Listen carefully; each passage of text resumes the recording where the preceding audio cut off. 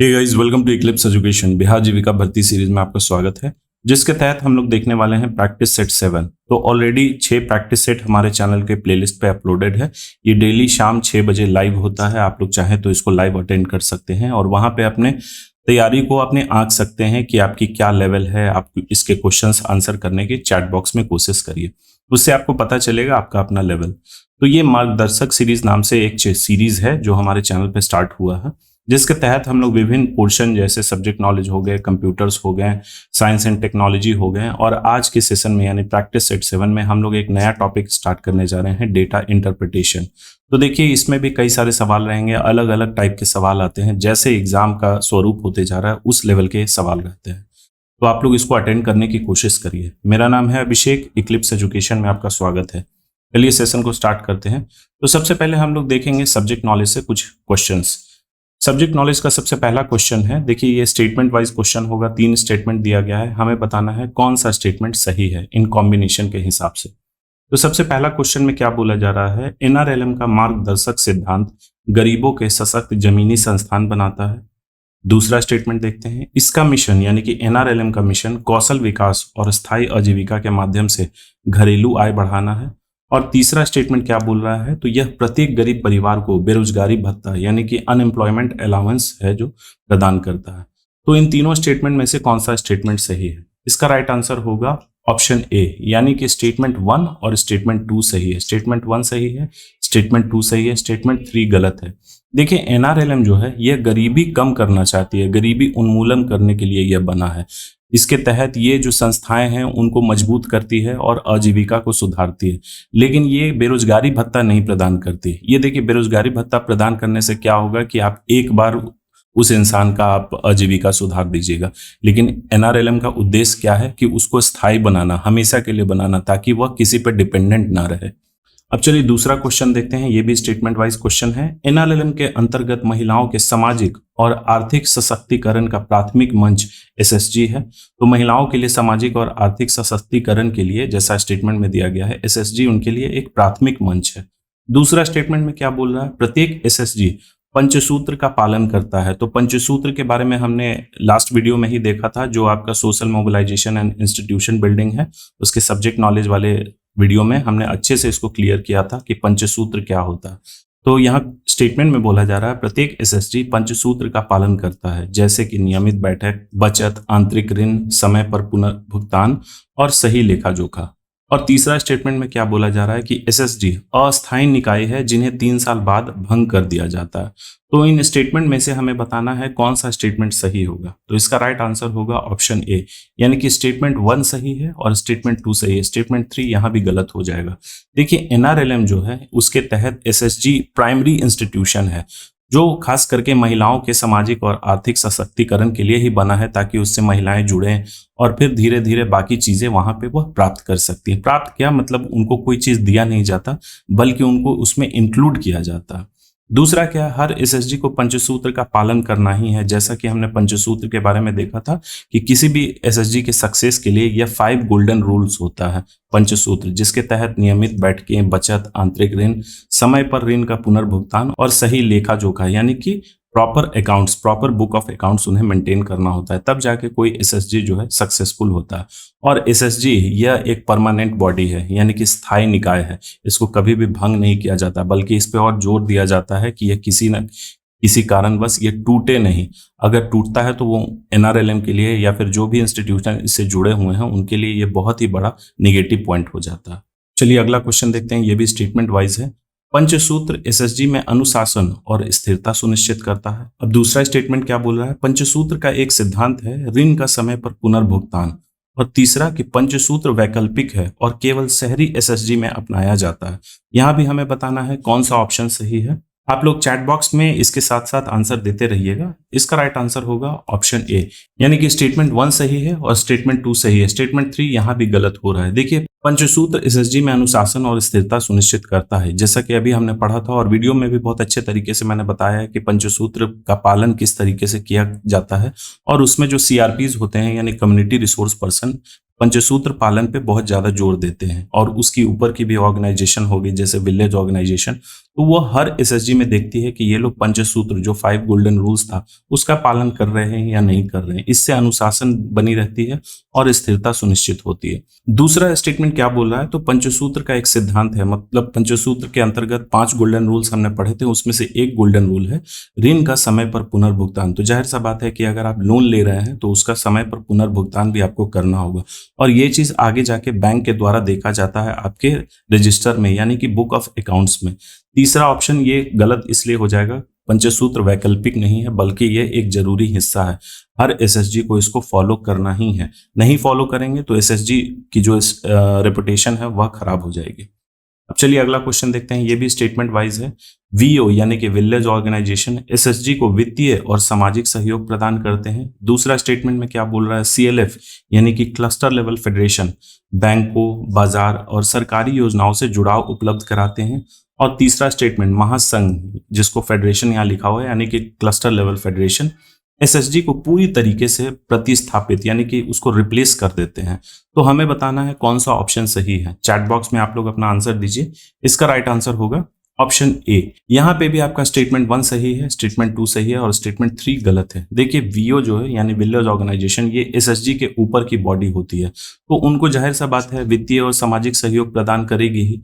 दूसरा सीएलएफ सबसे ऊपर की बॉडी होती है यानी कम्युनिटी ऑर्गेनाइजेशन, तो सीएलएफ बैंक लिंकेज प्रोवाइड करती है, बाजार के साथ उनको जोड़ती है, मार्केट के साथ, और सरकारी योजनाओं से जुड़ाव उपलब्ध कराते हैं। लेकिन तीसरा जो है कि यह फेडरेशन यानी कि सीएलएफ एसएसजी को रिप्लेस करती है, रिप्लेस नहीं करती बल्कि यह इसको और मजबूत बनाती है।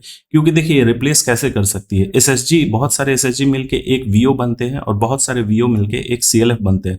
तो अगर एसएसजी हट जाएगा तब सीएलएफ का कोई अस्तित्व ही नहीं बचेगा, इसीलिए यह स्टेटमेंट पूरा पूरी गलत हो जाएगा।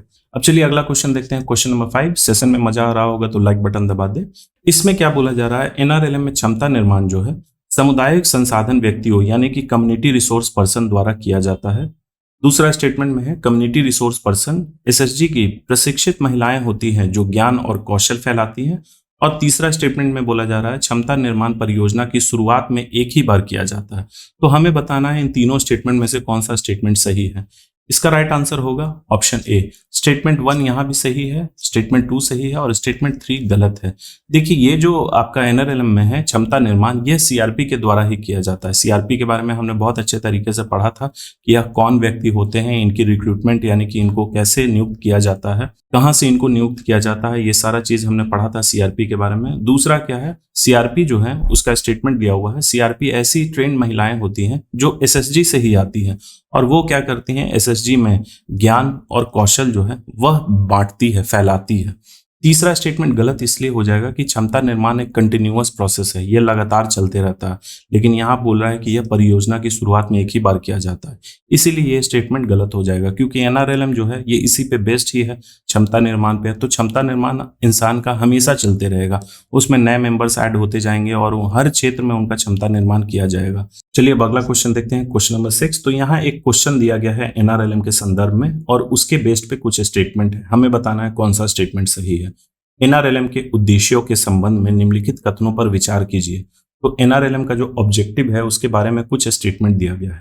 प्रत्येक गरीब परिवार से कम एक महिला को एसएसजी में संगठित करना है, एनआरएलएम के उद्देश्य के बारे में बोल रहा है। दूसरा स्टेटमेंट क्या बोल रहा है, गरीब परिवारों की औपचारिक वित्तीय संस्थानों तक पहुंच सुनिश्चित करना है। और तीसरा स्टेटमेंट बोल रहा है प्रतिवर्ष 200 दिनों का प्रत्यक्ष यानी कि डायरेक्ट रोजगार गारंटी प्रदान करना है। तो हमें बताना है कि एनआरएलएम के उद्देश्य के स्टेटमेंट में कौन सा स्टेटमेंट सही है।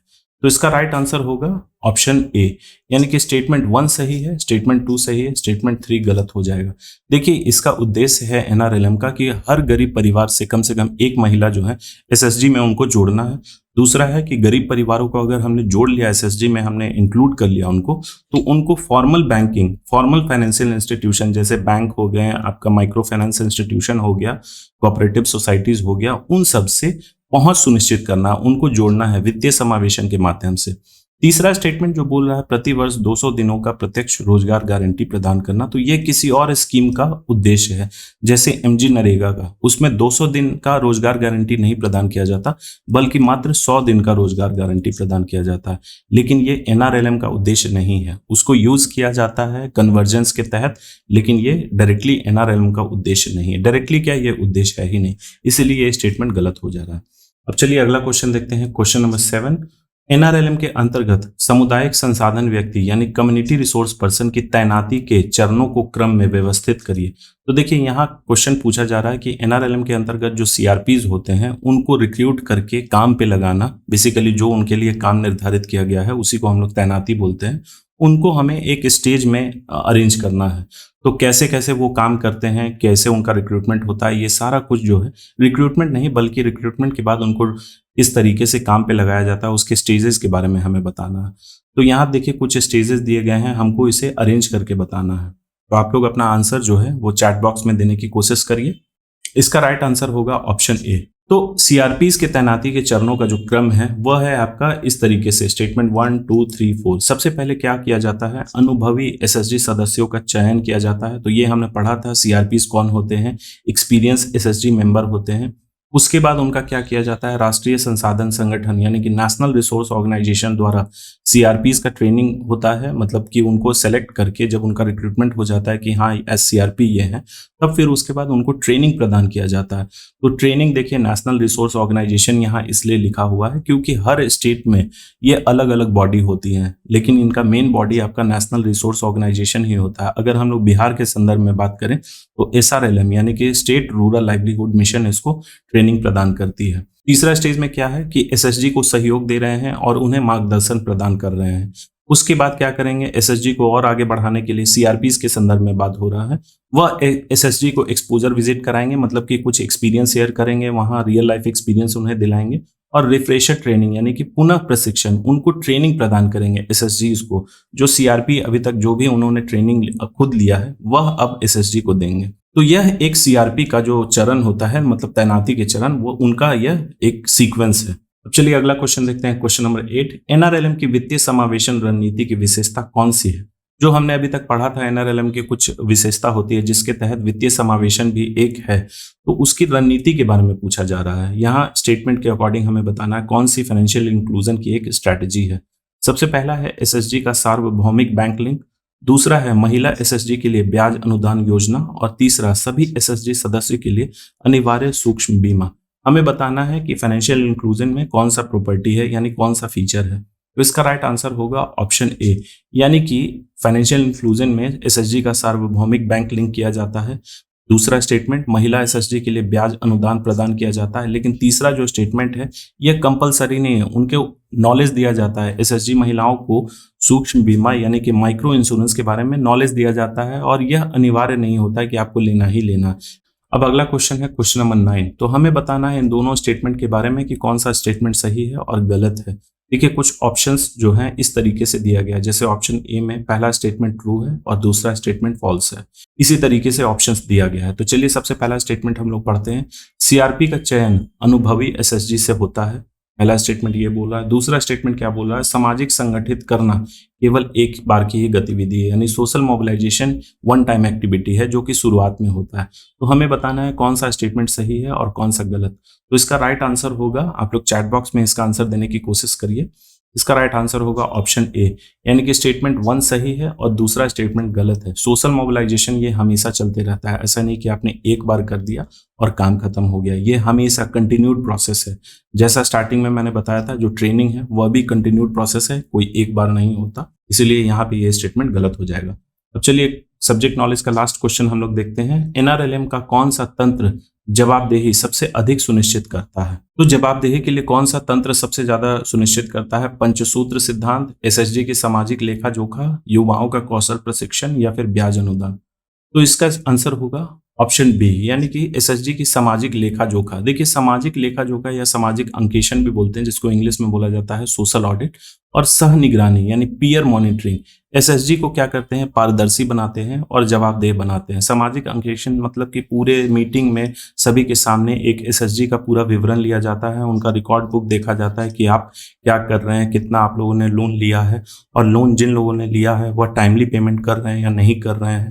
पीयर मॉनिटरिंग, एक दूसरे की ये लोग मॉनिटरिंग करते हैं। तो ये सब चीज से क्या होता है, वो एसएसजी जो है जवाबदेही वहां पे बरकरार रहती है और पारदर्शिता भी बरकरार रहती है। तो चलिए यहाँ कंप्लीट हुआ हमारा सब्जेक्ट नॉलेज का प्रैक्टिस सेट 7 का 10 मोस्ट इंपॉर्टेंट क्वेश्चंस। अब अगला टॉपिक हम लोग स्टार्ट करते हैं, कंप्यूटर फंडामेंटल्स। आप लोगों को सेशन में मजा आ रहा होगा तो लाइक बटन दबा दें और दोस्तों के साथ शेयर करना ना भूलें। कंप्यूटर फंडामेंटल्स का पहला क्वेश्चन है, एमएस वर्ड की कौन सी फीचर कई लिफाफों पर एड्रेस प्रिंट करने के लिए प्रयोग होता है।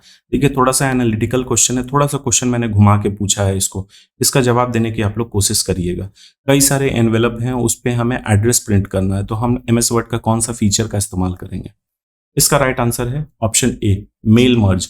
देखिए मेल मर्ज हमने पढ़ा था कि एक व्यक्तिगत लेटर कई सारे लोगों को अगर भेजना है उनके लिए, तब हम लोग मेल मर्ज का इस्तेमाल करते हैं। देखिए यहाँ पे भी वही बात हो रहा है, लिफाफा मतलब ये प्रॉपर लिफाफा को नहीं प्रिंट कर देगा। लिफाफा के ऊपर जो सेंडर्स और रिसीवर का एड्रेस होता है वह अगर हम चाहते हैं प्रिंट कराना, तो देखिए एक तो हमें मैनुअली टाइप करना होगा। जैसे कि अगर 10 एम्प्लॉय हैं तो 10 के लिए हम लोग मैनुअली टाइप कर रहे हैं हर अलग अलग पेजेस में। यहाँ बात कुछ लोगों के लिए नहीं हो रही है, बल्कि बहुत सारे लोगों के लिए अगर हमें एड्रेस प्रिंट करना है, कोई लेटर प्रिंट करना है, तब हम लोग मेल मर्ज का इस्तेमाल करेंगे। जैसे हम लोग क्या करते हैं कि उस कंपनी में 100 लोग हैं, 100 लोगों के लिए हमें अलग अलग लेटर को ये टाइप किया हमने, तो अलग अलग लेटर हम लोग नहीं टाइप करेंगे, उसके लिए मेल मर्ज फीचर का इस्तेमाल करेंगे। अब उनको भेजना है तो उनका एड्रेस के लिए हमें एक चाहिए, टेम्पलेट चाहिए, तो हम लोग क्या करेंगे, मेल मर्ज के तहत उस व्यक्ति का नाम और एड्रेस दे देंगे। इस तरीके का एक लिस्ट बना देंगे और लिस्ट जनरेट करके हम लोग क्या करेंगे, मेल मर्ज फीचर में ऐड कर देंगे। तो ये अलग अलग हर व्यक्ति के लिए एक एनवेलप टाइप से, मतलब वो एड्रेस लिस्ट जो है वह प्रिंट करते चला जाएगा। मेल मर्ज के बारे में आप पूरा विस्तृत से जानना चाहते हैं तो हमारे चैनल के प्लेलिस्ट में बेल्ट्रॉन सीरीज होगा, उसके तहत मेल मर्ज एक अलग से चैप्टर ही इंक्लूडेड है, जिसमें थ्योरी और प्रैक्टिकल दोनों करके मैंने बताया। तो वो वीडियो आप लोग देख सकते हैं, बहुत अच्छे से आपका मेल मर्ज के रिगार्डिंग कंसेप्ट क्लियर हो जाएगा। अब अगला क्वेश्चन देखते हैं, क्वेश्चन नंबर 12, विंडोज में कौन सा शॉर्टकट सक्रिय विंडो यानी कि एक्टिव विंडो को रिफ्रेश करता है। तो बहुत सारे लोगों को आपने देखा होगा कि ये माउस पे वो लोग क्या करते हैं, देखिए जैसे ये माउस है, इसमें ये लेफ्ट क्लिक होता है और ये राइट क्लिक होता है। आपने देखा होगा कई बार लोग राइट क्लिक करते हैं और कुछ मेन्यू आ जाता है, उसमें एक रिफ्रेश का बटन रहता है, तो वो बार बार उस रिफ्रेश को क्लिक करते हैं। इससे क्या होता है, जो भी एक्टिव विंडो रहता है उसमें वह क्या होता है, रीसेट हो जाता है, रिफ्रेश हो जाता है। कोई सारा प्रोग्राम अगर लैग कर रहा है तो वो चीज ठीक हो जाता है। यहाँ उसका शॉर्टकट की पूछा जा रहा है, तो इसका राइट आंसर होगा ऑप्शन बी, F5। अगर आप माउस का ना यूज करके एक बार आप माउस यूज कर दीजिए और उसके बाद आप F5 यानी फंक्शन की 5 आप बार बार प्रेस करते रहिए, जितनी बार आप प्रेस करिएगा उतनी बार आपका विंडो जो है रिफ्रेश होते जाएगा। अगला क्वेश्चन है क्वेश्चन नंबर 13, विंडोज में स्टार्टअप प्रोग्राम को मैनेज करने के लिए कौन सी यूटिलिटी उपयोग की जाती है। स्टार्टअप प्रोग्राम कहने का मतलब कि जब हम लोग अपना कंप्यूटर ऑन करते हैं तो कुछ प्रोग्राम्स बाय डिफॉल्ट जो है वह स्टार्ट होते हैं, जिसके कारण कई बार हमारा कंप्यूटर स्लो हो जाता है। लोग बोलते हैं कि हमारा जो कंप्यूटर है स्टार्ट होने में बहुत ज़्यादा टाइम लगा रहा है। वही चीज़ यहाँ मैनेज करने के लिए पूछा जा रहा है कि हम लोग किस यूटिलिटी के तहत उसको मैनेज कर सकते हैं। इसका राइट आंसर होगा ऑप्शन बी, ms config। देखिए ये रन कमांड, जैसे लास्ट वीडियो में मैंने बताया था, run command, run dialogue box open करने के लिए आप विंडोज+R की दबाइएगा तो यह डायलॉग बॉक्स ओपन हो जाएगा। यहाँ पे आप इस कमांड को लिखिए ms config और ओके कर दीजिए, तो देखिए हमारे सामने एक लिस्ट ओपन होके आ जाएगा जिसके तहत स्टार्टअप लिखा हुआ होगा। ये वैसे प्रोग्राम्स होते हैं या फिर सर्विसेज होते हैं जो हम लोग कंप्यूटर स्टार्ट करते हैं, ये खुद ब खुद एक्टिव हो जाते हैं। तो हम लोग क्या कर सकते हैं, वहां से जाके डिसेबल कर सकते हैं उन सब प्रोग्राम को कि ये कंप्यूटर स्टार्ट होने में थोड़ी सी डिले करती है। तो उन सर्विसेज को या फिर आपका जो भी प्रोग्राम्स हैं जो आप चाहते हैं कि वह स्टार्ट नहीं हो, उसको आप वहां से बंद कर सकते हैं। चलिए अगला क्वेश्चन देखते हैं, क्वेश्चन नंबर 14, ये स्टेटमेंट वाइज है। रैम एक वोलेटाइल मेमोरी है, स्टेटमेंट 1 में दिया गया है। दूसरा कि data stored in RAM is permanently saved even when power is of, मतलब कि रैम में संग्रहित डेटा जो है पावर बंद होने के बाद स्थायी रूप से सुरक्षित रहता है। हमें बताना है कौन सा स्टेटमेंट इन दोनों में से सही है। इसका राइट आंसर होगा ऑप्शन ए, यानी कि सिर्फ स्टेटमेंट 1 सही होगा। रैम एक वोलेटाइल मेमोरी है। वोलेटाइल मेमोरी कहने का मतलब कि एक ऐसी मेमोरी जिसमें डेटा जो है वह स्थायी रूप से सेफ नहीं रहती है, स्टोर्ड नहीं रहती है, वह टेम्पोररी नेचर की होती है। मतलब कि जब तक हमारा कंप्यूटर ऑन है, जब तक हम उस पर काम कर रहे हैं, तभी तक उसमें डेटा रहेगा। जैसे ही हम अपना कंप्यूटर बंद करते हैं या किसी कारणवश खुद से बंद हो जाता है, वह डेटा उसमें खत्म हो जाएगा। तो दूसरे स्टेटमेंट में वही बोला जा रहा है कि वह डेटा जो है परमानेंटली स्टोर्ड रहता है, इसीलिए ये स्टेटमेंट गलत हो जाएगा। अब चलिए अगला क्वेश्चन देखते हैं, क्वेश्चन नंबर 15। ये देखिए कंप्यूटर नेटवर्क से क्वेश्चन है, इसके बारे में देखते हैं। HTTPS यानी कि hyper text transfer protocol secured version, ये क्या करता है, ब्राउजिंग के दौरान डेटा को एनक्रिप्ट करता है। और दूसरा स्टेटमेंट क्या बोल रहा है, DNS IP एड्रेस को डोमेन नेम में बदलता है। तो हमें बताना है कौन सा स्टेटमेंट इन दोनों में से सही है। इसका राइट आंसर होगा ऑप्शन सी, यानी कि स्टेटमेंट 1 भी सही है और स्टेटमेंट 2 भी सही है। HTTPS क्या होता है, जैसे देखिए जब भी हम कोई वेबसाइट ओपन करते हैं, जैसे एग्जांपल के तौर पे आप ले लीजिए BRLPS का हम लोग फॉर्म भरना चाहते हैं, तो सबसे पहले हम लोग उसके ऑफिशियल वेबसाइट पे जाएंगे। तो देखिए हम लोग लिखते हैं www.brlps.com, तो उसके पहले ये HTTP खुद ब खुद आ जाता है। ये एक तरीके का प्रोटोकॉल होता है जो हमें ब्राउजिंग करने के लिए मदद करता है, उस वेबसाइट पे ले जाता है हमें, जिसका फुल फॉर्म होता है हाइपर टेक्स्ट ट्रांसफर प्रोटोकॉल। ये हमने एडवर्टीजमेंट देख लिया, फॉर्म फिलअप कर रहे हैं, लेकिन जैसे ही हम लोग पेमेंट पेज पे जाएंगे तो देखिए ये HTTP जो है, ये इसके आगे खुद ब खुद S लग जाता है। आप लोग गौर करिएगा, S मतलब कि वह जो वेबसाइट है सिक्योर हो चुका है, आपका जो डेटा है वह कोई बाहरी व्यक्ति नहीं देख सकता। लेकिन यहाँ पे सिर्फ HTTP है, इसका मतलब कि यह सिक्योर्ड नहीं है। यही चीज होता है कि वह डेटा को एनक्रिप्ट कर देता है, किसी दूसरे भाषा में कन्वर्ट कर देता है। आपको वो दिखेगा नॉर्मल भाषा में ही, लेकिन ये वेबसाइट पे इंटरनेट पे ये किसी दूसरे भाषा में कन्वर्ट हो जाता है। एनक्रिप्ट का मतलब वही होता है। दूसरा स्टेटमेंट कैसे सही है, DNS यानी इसका फुल फॉर्म होता है domain name system, IP address को डोमेन नेम में बदलता है। जैसे ये स्टेटमेंट के अकॉर्डिंग इसका एक्सप्लेनेशन हम लोग देख लेते हैं। IP एड्रेस क्या होता है, एक वेबसाइट का नंबर्स में एड्रेस होता है। जैसे कि अगर हम लोग एग्जांपल लें NCERT.com का, NCERT जो वेबसाइट है उसका IP एड्रेस होता है कुछ इस प्रकार से 192.168.0.231। देखिए ये एग्जाम्पल के तौर पे ले रहा हूं, तो ये नंबर्स में डिनोट किया हुआ है। अगर ये भी हम लोग अपने URL में लिखेंगे, वेबसाइट के URL में इसको भी जाके लिखेंगे, तो हमारा NCERT का वेबसाइट ओपन हो जाएगा। लेकिन एक प्रोटोकॉल आई है, एक तरीके का सिस्टम आया है जो इस नंबर्स को क्या करता है, वह एक्चुअल नेम में कन्वर्ट करता है। वही चीज को बोला जाता है DNS यानी कि डोमेन नेमिंग सिस्टम। ये क्या करती है, इस नंबर्स को एक वेबसाइट एड्रेस में कन्वर्ट कर देती है। जैसे कि ये हो गया आपका www.ncert.com। तो देखिए ये नंबर्स, ये कन्वर्ट करने का जरूरत क्यों पड़ा, हमें ये नंबर्स याद नहीं रहेगा, क्योंकि ये नंबर्स बहुत सारे डिफर करते हैं। NCERT का 231 है, हो सकता है किसी और वेबसाइट का जैसे BRLPS का ये क्या होगा 202 होगा। तो इतना नंबर्स हम लोग याद नहीं रख पाएंगे। लेकिन ये जो अल्फाबेट में दिया गया है NCERT.com या फिर BRLPS.com, ये हमें याद रहेगा। और यही चीज क्या करती है, IP एड्रेस को एक वेबसाइट में चेंज कर देती है, डोमेन नेम सिस्टम। अब चलिए अगला क्वेश्चन देखते हैं, क्वेश्चन नंबर 16। ये कुछ स्टेटमेंट वाइज है और IP एड्रेस से रिलेटेड ये स्टेटमेंट दे रखा है। चलिए सबसे पहला स्टेटमेंट देखते हैं। IP version 4 64 bit address use करता है और दूसरा है IP वर्जन 6 128 बिट एड्रेस प्रयोग करता है। तो देखिए ये IP एड्रेस का दो वर्जन होता है, वर्जन 4 और वर्जन 6। ये दोनों कुछ बिट्स का इस्तेमाल करते हैं। तो यहाँ वही क्वेश्चन में पूछ रहा है कि वर्जन 4 64 बिट एड्रेस यूज करता है और वर्जन 6 128 बिट। हमें बताना है कौन सा स्टेटमेंट सही होगा। तो इसका राइट आंसर होगा ऑप्शन बी, यानी कि दूसरा स्टेटमेंट सही है। IP वर्जन 4 जो है ये 32 बिट एड्रेस का इस्तेमाल करता है, ये चीज याद रखिएगा। और वर्जन 6 जो है ये 128 बिट एड्रेस का यूज करता है। वर्जन 4 जो है इसमें एड्रेस कैसे रहता है, ये 4 बॉक्सेस में इसके एड्रेस रहते हैं। सभी में क्या होता है, वैल्यू जो है 0 से 255 तक आ सकता है। जो अभी मैंने NCERT का एड्रेस बताया था आपको 192.168.0.1, या फिर हो सकता है यहाँ मैंने 230 लिखा था। तो ये क्या कर रहा है, वर्जन 4 को डिनोट कर रहा है। वर्जन 6 जो है ये हेक्साडेसिमल इसमें डिजिट होते हैं, इसमें अल्फाबेट और नंबर दोनों होते हैं और ये इससे बड़ा होता है। ये 128 बिट का एड्रेस इस्तेमाल करता है। अब चलिए अगला क्वेश्चन देखते हैं, क्वेश्चन नंबर 17। निम्नलिखित में से कौन सा एक गलत ईमेल शिष्टाचार माना जाता है। मतलब कि जब आप ईमेल कर रहे हैं, किसी को मेल भेज रहे हैं, तो इन सब ऑप्शन में से कौन सा एक गलत एटिकेट होता है, एक गलत मैनर होता है ईमेल लिखने का। तो इसका राइट आंसर होगा ऑप्शन ए, मतलब कि सभी चीज को, जो भी उसमें कंटेंट है, हम कैपिटल लेटर में लिखें। देखिए ईमेल लिखने का कुछ तरीका होता है, वो एक आप ईमेल कब भेजते हैं किसी फॉर्मल ऑर्गेनाइजेशन को, या तो आप अपने बॉस को भेजते हैं, या फिर जहां भी आप काम कर रहे हैं उस ऑर्गेनाइजेशन को भेजते हैं, या फिर किसी कोई कंप्लेन करना है किसी अच्छे जगह पे आप भेजते हैं। फ्रेंड को आप ईमेल नहीं करते हैं यूजुअली, आप उनको मैसेज करते हैं, तो उसका कोई फॉर्मेट नहीं होता है। लेकिन जब आप किसी फॉर्मल ऑर्गेनाइजेशन को ईमेल कर रहे हैं, वह बना ही है किसी प्रोफेशनल कामों के लिए, उसमें कुछ एटिकेट्स, कुछ मैनर हमें मेंटेन करना होता है कि कैसे कोई चीज़ लिखा जाता है। देखिए ये सब जो है प्रोफेशनल ग्रीटिंग्स कहने का मतलब कि हाय, डियर सर, मैडम, ये सब चीज़ इस्तेमाल किया जाता है। सब्जेक्ट को क्लियर रखा जाता है, बहुत लंबा चौड़ा सब्जेक्ट नहीं रखा जाता उसमें। और प्रूफ रीडिंग बिफोर सेंडिंग, मतलब कि भेजने के पहले, ईमेल को भेजने के पहले हमें एक बार दोहरा लेना चाहिए, उसको क्रॉस चेक कर लेना चाहिए कि जो हम लिखना चाह रहे हैं उसमें किसी तरीके का कोई स्पेलिंग मिस्टेक, ग्रामेटिकल मिस्टेक तो नहीं है। ये पहला ऑप्शन कैसे ये गलत होता है, गलत मैनर होता है।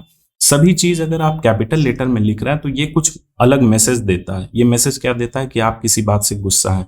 देखिए ईमेल क्या है, एक तरीके का वर्बल कम्युनिकेशन है। वर्बल कम्युनिकेशन कहने का मतलब कि उसमें हम लोग शब्द का तो इस्तेमाल कर रहे हैं लेकिन बोल के नहीं ये चीज जाहिर कर रहे हैं जो भी मैसेज है।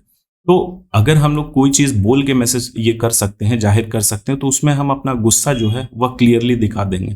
लेकिन जब आप लिख के कोई चीज दे रहे हैं तो उसमें आपका गुस्सा कैसे होगा? अब आप गलत शब्द का तो इस्तेमाल कर नहीं सकते हैं, उसमें आप अभद्र शब्द या फिर किसी तरीके का कोई रॉन्ग वर्ड्स का आप इस्तेमाल नहीं कर सकते। आप क्या करिएगा, जो भी आप मैसेज है उसको अगर आप कैपिटल लेटर में लिख रहे हैं या फिर कोई वर्ड्स को अगर आप बहुत ज्यादा कैपिटल में लिख रहे हैं, तो उससे क्या होगा, सामने वाले को यह मैसेज मिलेगा कि हाँ, ये जो भेजने वाला है इस बात से वो चिढ़ा हुआ है और गुस्सा है, हमें उस पर एक्शन लेने की जरूरत है। जैसे किसी कंपनी को अगर आपको कंप्लेन करना है कोई प्रोडक्ट से रिलेटेड, तब आप अगर इरिटेटेड है, गुस्सा है, तब आप उस चीज को कैपिटल में लिख के देखिएगा, देखिए उस पर रिस्पॉन्स जो है चेंज हो जाएगा। ये चीज फॉलो किया जाता था। जैसे कॉल सेंटर में क्या होता था, दो तरीके का कॉल सेंटर होता है, एक टेलीफोनिक और दूसरा वो सिर्फ आपको मैसेज के जरिए या फिर ईमेल के जरिए, चैट बॉक्स के जरिए वो आपको रिप्लाई करेंगे। बहुत सारे वेबसाइट पे भी आप देखते होंगे चैट बॉक्स जो है वो ओपन रहता है, मे आई हेल्प यू करके, उस पर आप अपना जो भी क्वेरी डालिएगा वो आपको उधर रिस्पॉन्ड करेंगे। उस चीज को वहां साफ हिदायत दिया जाता था कि अगर यूजर जो है, कस्टमर है, अगर कैपिटल लेटर में लिख रहा है तो इसका मतलब क्या है कि वह गुस्सा है इस बात से, तब आपको अच्छे तरीके से रिस्पॉन्ड करना। चलिए अगला क्वेश्चन देखते हैं, क्वेश्चन नंबर 18। अगर आप जीमेल में अपना रिज्यूमे अटैच करना चाहते हैं, रिज्यूमे मतलब बायोडेटा, तो कौन सा बटन पे आप क्लिक करेंगे? Paper clip icon, smiley icon, microphone icon या फिर लिंक आइकन? एक प्रोसेस पूछा जा रहा है जब आप जीमेल में कोई फाइल अटैच करना चाहते हैं, सिर्फ रिज्यूमे ही नहीं, कोई भी फाइल आप अटैच करना चाहते हो, तो उस इंटरफेस में आप कौन सा आइकन पे क्लिक करिएगा? तो इसका राइट आंसर है, ये देखिए मोस्टली को पता होगा लेकिन बहुत सारे लोगों को पता नहीं है, लोग इसमें कंफ्यूज कर जाते हैं। इसका राइट आंसर होगा option A, paper clip icon पे आप क्लिक करिएगा। देखिए यहाँ इमेज के जरिए मैंने समझाने की कोशिश की है। ये ईमेल का एक इंटरफेस है, जब आप कोई ईमेल करते हैं उसमें देखिए, चाहे जीमेल यूज कर रहे हैं, याहू मेल यूज कर रहे हैं, कोई सा भी आप मेल कर रहे हैं, वहां पे कुछ इस तरीके का पेपर क्लिप आइकन बना होता है। इस पे जब आप क्लिक करिएगा तब आपको ये पूछेगा कि आप कौन सा फाइल अटैच करना चाहते हैं, उस लोकेशन पे ले जाके आप फाइल पे क्लिक करिए, ये अटैच हो जाएगा इसमें। चलिए अगला क्वेश्चन देखते हैं, क्वेश्चन नंबर 19। यहाँ एक सिचुएशन दे रखा है, ईमेल के बारे में ही ये पूछा जा रहा है। सिचुएशन क्या है देखते हैं। आपको 5 मैनेजर्स को मासिक रिपोर्ट भेजनी है, यानी कि किसी 5 इंसान को आपको मंथली रिपोर्ट भेजना है या कोई सा भी डेटा भेजना है, लेकिन आप नहीं चाहते हैं कि वे एक दूसरे की ईमेल आईडी देखें। आपको कौन सा फील्ड इस्तेमाल करना चाहिए? तो देखिए एक सिचुएशन में क्या बोला जा रहा है कि आप 5 या 10 लोगों को कुछ कंटेंट आप भेज रहे हैं, चाहे वो मंथली रिपोर्ट हो गया, कोई इमेज हो गया, आप ईमेल कर रहे हैं, लेकिन आप ये भी साथ में चाहते हैं कि कोई भी एक दूसरे का ईमेल आईडी ना देखे। जैसे बहुत सारे ये ऑप्शन रहता है, हमारे पास ईमेल आता है तो हम लोग देखते हैं कि किस किस को यह ईमेल भेजा गया है, लेकिन आप चाहते हैं कि वो लोग एक दूसरे का ईमेल आईडी ना देखे कि किसको किसको ये मैसेज गया है। तो आप इन चारों ऑप्शन में से कौन सा ऑप्शन का इस्तेमाल करिएगा? इसका राइट आंसर होगा ऑप्शन सी, बीसीसी। बीसीसी का फुल फॉर्म होता है ब्लाइंड कार्बन कॉपी। इसका एक्सप्लेनेशन हम लोग अगले क्वेश्चन में देखेंगे, लेकिन यहाँ इमेज के जरिए मैं आपको दिखा देता हूँ। जब आप किसी को ईमेल करते हैं तो देखिए यहाँ ऊपर में न्यू मैसेज आता है 2, जिसको आप भेजना चाहते हैं डायरेक्टली वहां पे आप मैसेज दे दीजिए। यहाँ उसके साथ 2 ऑप्शन आता है, एक सीसी और बीसीसी। सीसी मतलब कार्बन कॉपी और बीसीसी मतलब ब्लाइंड कार्बन कॉपी। तो इन सिचुएशन का कैसे इस्तेमाल किया जाता है, इन सब ऑप्शंस का हम लोग अगले क्वेश्चन में देखेंगे। अगला क्वेश्चन है कंप्यूटर का और ये लास्ट क्वेश्चन है। बीसीसी क्या करता है? प्राप्तकर्ताओं को एक दूसरे का पता देखने से रोकता है। दूसरा स्टेटमेंट क्या बोल रहा है? सीसी यानी carbon copy blind carbon copy से अधिक सुरक्षित है जब बड़े पैमाने पर ईमेल भेजे जाते हैं। और तीसरा स्टेटमेंट क्या बोल रहा है? समूह ईमेल यानी ग्रुप मेलिंग सूचियों में गोपनीयता के लिए हमेशा बीसीसी का उपयोग करना चाहिए। तो हमें बताना है इन तीनों स्टेटमेंट में से कौन सा स्टेटमेंट सही है। इसका राइट आंसर होगा ऑप्शन बी, सिर्फ स्टेटमेंट 1 सही है और स्टेटमेंट 3 सही है, स्टेटमेंट 2 गलत होगा यहाँ पे। चलिए कैसे गलत है इनके बारे में थोड़ा सा एक्सप्लेनेशन देख लेते हैं। बीसीसी मतलब होता है ब्लाइंड कार्बन कॉपी।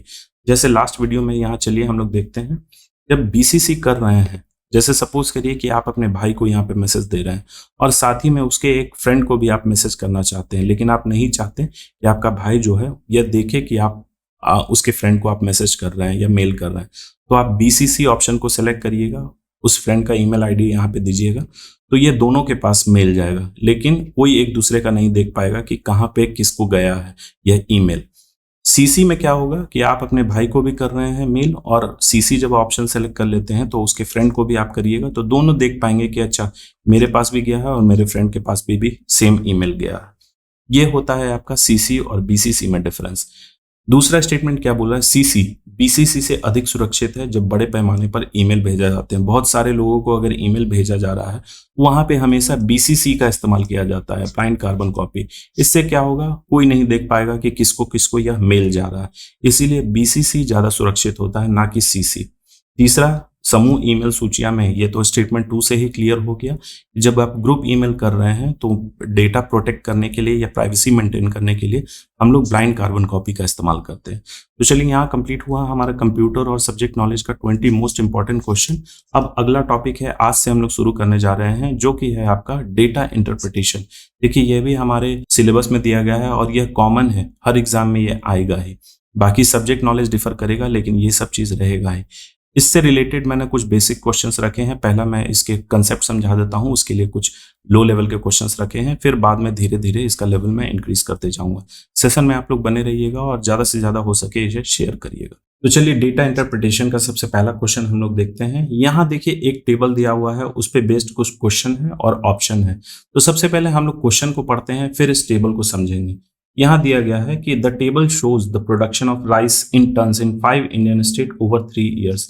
मतलब कि यह टेबल दर्शा रहा है कि देखिए 5 राज्यों का 3 साल में हर साल वो कितना प्रोडक्शन कर रहे हैं राइस का, और वो टन में दिया गया है। जैसे कि इस तरफ अगर हम लोग स्टेट्स देखें, पंजाब, हरियाणा, वेस्ट बंगाल, उत्तर प्रदेश और बिहार, 2019 में हर स्टेट कितना कर रही है, तो पंजाब अगर देखें 120 टन कर रही है। अगर पंजाब का हम लोग अगले साल में देखें 2020 में, तो 103 टन कर रही है और 2021 में 125 टन कर रही है। तो हमें बताना है कि तीनों साल में एवरेज डेटा निकालना है, मतलब कि औसतन चावल का जो उत्पादन है वह तीनों साल में कौन सा राज्य इन 5 में से सबसे ज्यादा करता है। तो एवरेज निकालने का फॉर्मूला हम लोग जानते हैं क्या होता है। एवरेज बराबर होता है टोटल नंबर ऑफ डेटा, यानी कि तीनों साल के डेटा को हम लोग ऐड करेंगे और उसके बाद कितना साल का डेटा लिया जा रहा है उतना से हम लोग डिवाइड कर देंगे। तो एक एक करके आपको यह कैलकुलेट करना होगा। देखिए डीआई जो होता है थोड़ा कैलकुलेटिव होता है, इसमें आपका कैलकुलेशन बहुत ही फास्ट होना चाहिए। तो हम लोग करके देखते हैं, मैंने करके देखा है, यहाँ बताऊंगा मैं। इसका आंसर होगा उत्तर प्रदेश। उत्तर प्रदेश तीनों साल में सबसे ज्यादा, इन सब स्टेट में सबसे ज्यादा राइस का प्रोडक्शन कर रहा है। अब ये कैसे कर रहा है, तो चलिए इसको ऐड करते हैं। तीनों साल का डेटा यानी कि 150, 160 और 170 को हम लोग ऐड करेंगे तो ये टोटल हो जाएगा आपका 480।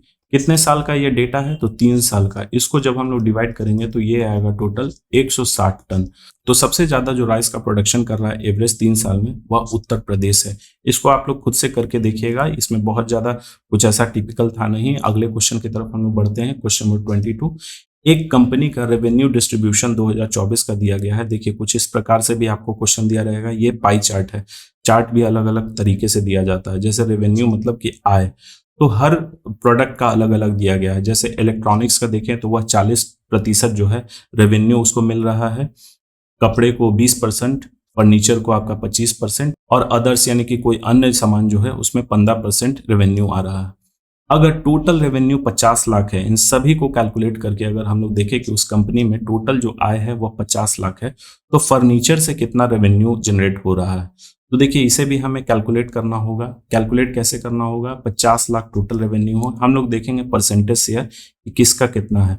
जैसे यहाँ सवाल फर्नीचर के बारे में पूछा जा रहा है, तो फर्नीचर जो है 25% रेवेन्यू उसको मिल रहा है या फिर वो आ रहा है। तो हम लोग 50% का, 50 लाख का हम लोग 25% निकालेंगे। तो 25% इसका कितना होता है? 50 लाख का अगर हम लोग 25% करते हैं तो ये हो जाएगा 12.5 लाख। आप जिस भी तरीके से इसको निकालना चाहते हैं आप इसको निकाल सकते हैं, इसलिए इसका आंसर होगा ऑप्शन बी 12.5 लाख। चलिए अगला क्वेश्चन देखते हैं, क्वेश्चन नंबर 23। तो देखिए यहाँ एक बार डायग्राम दिया गया है जिसमें क्या डेटा शो कर रहा है। क्वेश्चन में हम लोग पढ़ते हैं, a bar graph shows the number of students enrolled in 5 courses in hundreds. मतलब कि इस बार डायग्राम में यह शो कर रहा है कि कुछ स्टूडेंट्स ने कुछ 5 कोर्सेज में उन्होंने एडमिशन लिया है। तो स्टूडेंट्स की संख्या सैकड़ों में है, यानी हंड्रेड्स में है। जैसे कि देखिए मैथ्स में 300 स्टूडेंट्स ने एडमिशन लिया है, फिजिक्स में 200, केमिस्ट्री में 250, बायोलॉजी में 150 और कंप्यूटर साइंस में 100। तो हमें बताना है कि मैथ्स से बायोलॉजी में क्या रेशियो है स्टूडेंट का, यानी कि मैथ्स इस टू बायोलॉजी में हमें रेशियो बताना। तो देखिए रेशियो निकालने के लिए सबसे पहले क्वेश्चन में क्या पूछा जा रहा है, मैथ इज टू बायोलॉजी। तो हम लोग इसको शॉर्टकट में लिख सकते हैं m is to be, math is to biology. Math में टोटल कितने स्टूडेंट हैं, यहाँ से भी हम लोग देख सकते हैं 300 स्टूडेंट, तो यहाँ हम लोग 300 लिखेंगे मैथ में। बायोलॉजी में टोटल कितने स्टूडेंट्स हैं, तो हम लोग यहाँ से देखेंगे 150। अब इसको सबसे सिंपलेस्ट फॉर्म में तोड़ दीजिए, रेशियो निकालने का यही तरीका होता है। तो इसको हम लोग निकालेंगे तो ये 150 1 टाइम में और 300 जो है 2 टाइम में। तो मैथ इज टू बायोलॉजी का रेशियो होगा 2:1, इसलिए इसका आंसर है ऑप्शन ए, 2:1 होगा इसका आंसर। तो चलिए अगला क्वेश्चन देखते हैं, क्वेश्चन नंबर 24। तो डीआई का क्वेश्चन कुछ ऐसे भी दिया जा सकता है, जरूरी नहीं कि उसमें डायग्राम ही रहे, ग्राफ ही रहे, इस तरीके से भी हो सकता है। यहाँ देखिए एक सिचुएशन दिया गया है, क्वेश्चन है एबीसी उत्पादों का उत्पादन क्रमशः 1200, 800 और 1000 यूनिट है। यदि ए का 10%, बी का 20 और सी का 5% दोषपूर्ण है तो किस उत्पाद में सबसे अधिक दोषपूर्ण यूनिट है। क्वेश्चन काफी आसान है, बस यहाँ स्टेटमेंट में दे दिया तो हमें लग रहा है कि ये डिफिकल्ट है। चलिए 3 उत्पाद हैं ए, बी और सी। ए का प्रोडक्शन कितना हो रहा है, तो 1200 यूनिट, बी का कितना हो रहा है 800 यूनिट और सी का हो रहा है आपका 1000 यूनिट। यहाँ हमने लिख दिया। अब डेटा, दूसरा डेटा दे रहा है कि ए का 10% जो है वह डिफेक्टिव है, तो 1200 यूनिट का 10% जो है वह डिफेक्टिव है। 800 का यानी बी का 20% डिफेक्टिव है, तो हम लोग इसका 20% डिफेक्टिव निकालेंगे। और सी का कितना डिफेक्टिव है, तो 5%। हमें बताना है कि किस यूनिट में सबसे ज्यादा डिफेक्टिव है। तो देखिए 1200 का 10% कितना होता है, 120 यूनिट होगा। 800 का 20% कितना होता है, 160 यूनिट होगा। और 1000 का 5% कितना होता है, 50 यूनिट होगा। तो सबसे ज्यादा डिफेक्टिव आपका ऑप्शन बी में है, यानी कि बी में सबसे ज्यादा जो दोषपूर्ण उत्पाद है इसी में है, इसीलिए बी इसका राइट आंसर होगा। इस तरीके से निकल सकता है। ये तो बहुत सिंपल लेवल क्वेश्चन है, धीरे धीरे मैं इसका लेवल बढ़ाते जाऊंगा। अब चलिए अगला क्वेश्चन देखते हैं, क्वेश्चन नंबर 25। तो क्वेश्चन नंबर 25 में क्या बोला जा रहा है, एक शहर की जनसंख्या 3 दशकों में, जैसे 1990 में 2 लाख थी, 2000 में 2.5 लाख है और 2010 में 3 लाख है। तो 1990 से लेकर 2010 तक प्रतिशत वृद्धि कितनी हुई है, यहाँ हमें परसेंटेज इंक्रीज बताना है। जैसे देखिए यहाँ 3 दशक दिया हुआ है, 1990 दशक मतलब 10 साल का ये डेटा लिया जाता है। 1990 में कितना है, 2 लाख, यहाँ हमने लिख दिया। फिर 2000 में 2.5 लाख है और 2010 में 10 साल हम लोग इंक्रीज कर रहे हैं, तो इसमें है 3 लाख। तो हमें बताना है कि कितना परसेंटेज इंक्रीज हुआ है 1990 से लेके 2000 में। देखिए इसको निकालने का बहुत ही सिंपल प्रोसेस है, हमें देखना है कितना सबसे पहले नंबर में इंक्रीज हुआ है। तो 1990 में 2 लाख था और 2010 में 3 लाख हो गया, तो डिफरेंस कितना हुआ नंबर में, 2 लाख से 3 लाख यानी कि 1 लाख। चलिए हम लोग यहाँ पे 1 लाख लिखते हैं। उसके बाद कहाँ से स्टार्ट हो रहा है, मतलब कि कहाँ से डेटा हमें कंपेयर करना है, तो 1990 में कितना डेटा था, कितना था, तो 2 लाख। यहाँ हमने 2 लाख लिखा और ये हमें परसेंटेज में निकालना है, तो हमेशा हम 100 से मल्टीप्लाई करेंगे। तो देखिए ये कैसे कैलकुलेट होगा, लाख से लाख कट गया, 2 को हम लोग इससे काटेंगे तो ये हो जाएगा आपका 50, यानी कि 50% इंक्रीज हुआ है 1990 से लेके 2010 में। इसका राइट आंसर होगा ऑप्शन बी, 50% इंक्रीज हुआ। तो चलिए यहाँ कंप्लीट हुआ हमारा कंप्यूटर का सब्जेक्ट नॉलेज का और डेटा इंटरप्रिटेशन जो आज के सेशन में हमने नया चैप्टर इंक्लूड किया था। यहाँ 25 मोस्ट इंपॉर्टेंट क्वेश्चंस इंक्लूड हो गए विद एक्सप्लेनेशन। अब इसका अगला पार्ट जो है यानी कि प्रैक्टिस सेट 8 ये कल के शाम में अपलोड हो जाएगा। आप लोग सेशन के साथ बने रहिएगा, हमारे चैनल के साथ बने रहिएगा। So thank you for watching. Please subscribe, share और लाइक करना ना भूलें।